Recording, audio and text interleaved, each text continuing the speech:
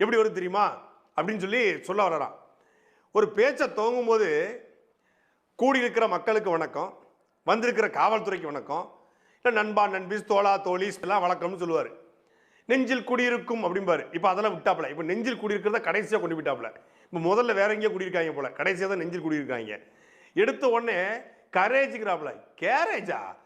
அது இந்த வண்டியெல்லாம் அடைச்சி வைக்கிற இடமாச்சே அப்படின்னா, கேரேஜ் இல்லைங்க, கரேஜ். கரேஜ்னா தைரியமா. இந்த இந்த கரேஜ்னா ஒரு ஒரு கரேஜ் தாங்க எல்லாத்துக்குமே பேஸு. எவன் எழுதி கொடுத்தான்னு தெரியல.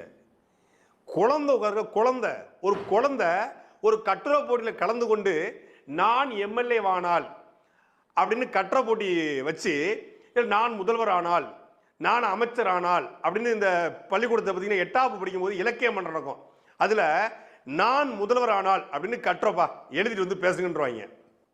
நான் முதல்வர் ஆனால் அப்படின்னு சொல்லி, நான் முதல்வர்லாம் என்னென்ன பண்ணுவேன், நான் முதல்வர்னா அந்த கட்சிக்கு என்ன பேர் வைப்பேன் அப்படின்னு குழந்தைத்தனமாக ஒரு குழந்தை யோசிச்சா, ஒரு 8ஆம் படிக்கக்கூடிய பையன் யோசிச்சா அது எப்படி யோசிக்குமோ அப்படி ஒருத்தன் எழுதி கொடுத்துருக்கான். அதை உட்காந்து ஒருத்தன் மேடையில் பேசிக்கிட்டு இருக்கான்.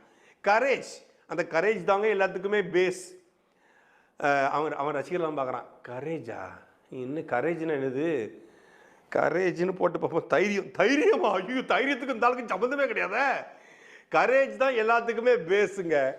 அந்த கரேஜ் இருந்தால் தாங்க நம்ம ஒரு பவர் கரேஜின்னு ஒரு பவருங்க. கரேஜ் அப்படின்னு சொல்லிட்டு நீங்கள் தலைவா படத்தில் போய் ஜெயலலிதாவுடைய காலில் விழுந்து கிடந்தீங்களே, அதான் கரேஜுங்களாங்க.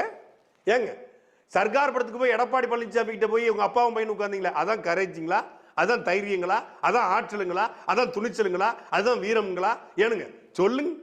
சொல்லு, நீ தான் தைரியமான ஆளத்தை சொல்லு.